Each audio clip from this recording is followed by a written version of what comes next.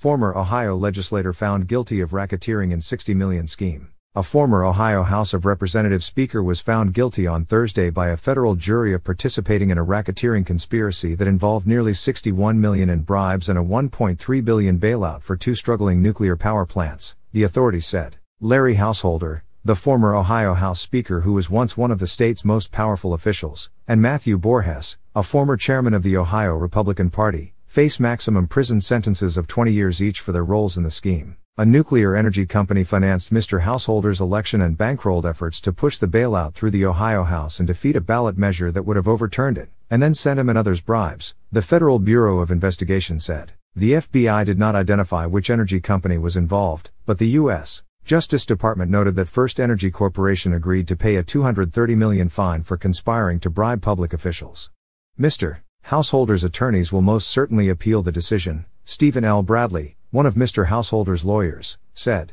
Larry is looking forward to going home after a long 7-week trial and spending time with his wife and family, he said. Mr. Householder, 63, and Mr. Borges, 50, were arrested in 2020 for the scheme, which dated back to 2017. Mr. Householder was then stripped of his post as Speaker, but he was elected by voters months after his indictment. The Ohio House expelled Mr. Householder in a 75-21 vote in June 2021.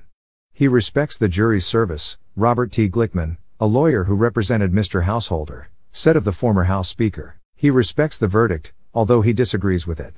Mr. Householder received a $500,000 bribe through his tax-exempt social welfare organization, which he used to pay down credit card debt and repair a Florida home, officials said. Mr. Borges spent about $366,000 of his bribe on himself and had enough money left to pay off a person described as a Republican operative to save the bailout legislation, the Justice Department said. Representatives for Mr. Borges did not immediately respond to requests for comment.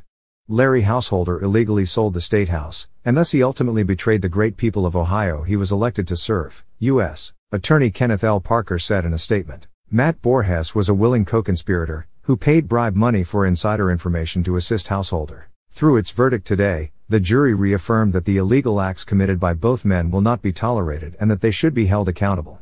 Previously, Jeffrey Longstreth, Mr. Householder's campaign and political strategist, and Juan Cespedes, a lobbyist, pleaded guilty to their roles in the racketeering.